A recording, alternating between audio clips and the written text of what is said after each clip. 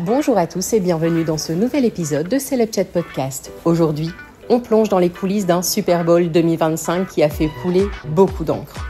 Une finale marquée par des moments totalement inattendus, un show de la mi-temps qui a fait vibrer la planète et des célébrités qui n'ont pas toutes été accueillies comme elles l'auraient espéré.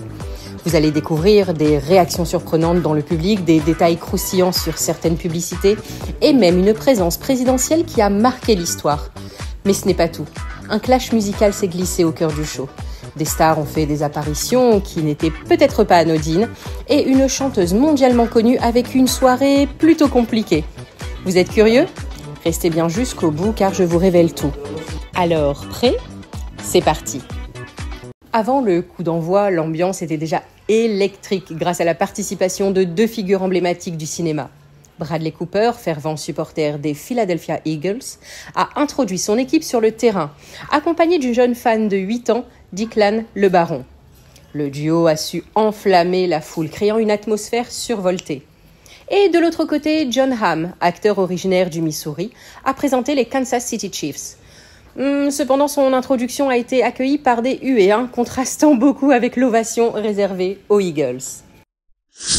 Et puis le halftime show, vous savez, ce spectacle, cette performance époustouflante à la mi-temps. Elle a été marquée par la présence de Kendrick Lamar sur scène. Il a été rejoint par la chanteuse SZA et ils ont interprété leur titre All the Stars. Ça a offert quand même un moment musical mémorable.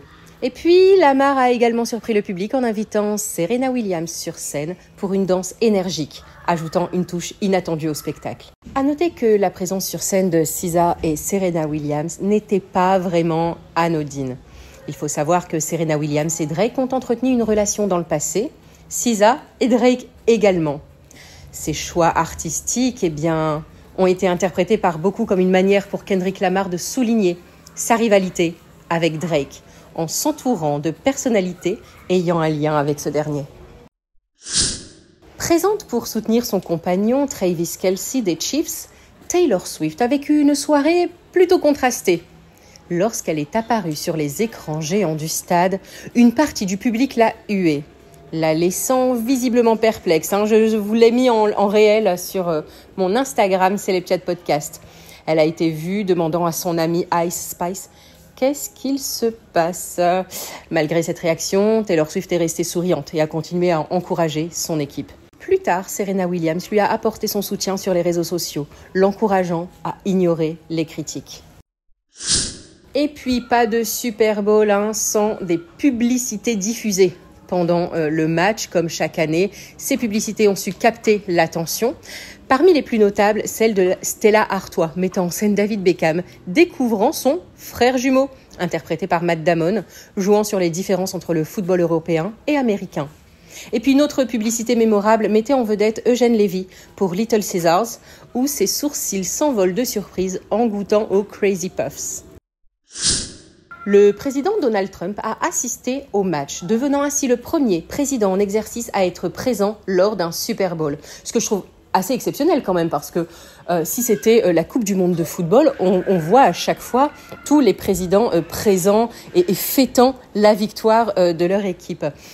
Il a été aperçu quittant le stade avant la fin du match, après avoir prédit une victoire des Chiefs qui ne s'est finalement pas réalisée. Le Super Bowl attire toujours son lot de célébrités et cette édition n'a pas fait exception. Parmi les personnalités présentes, on a pu apercevoir Paul McCartney, Jay-Z, accompagné de ses deux filles, Blue Ivy et Remy. Vous pouvez les voir sur Instagram. Anne Hathaway, Kevin Costner, Adam Sandler et bien d'autres, ajoutant une touche de glamour à l'événement. Et sur le terrain, les Philadelphia Eagles ont dominé les Kansas City Chiefs avec un score final de 40-22, empêchant ces derniers de réaliser un triplé historique. Et voilà, Celeb Chat Podcast, c'est fini pour aujourd'hui, mais on se retrouve demain pour de nouvelles news people. Allez, ciao ciao.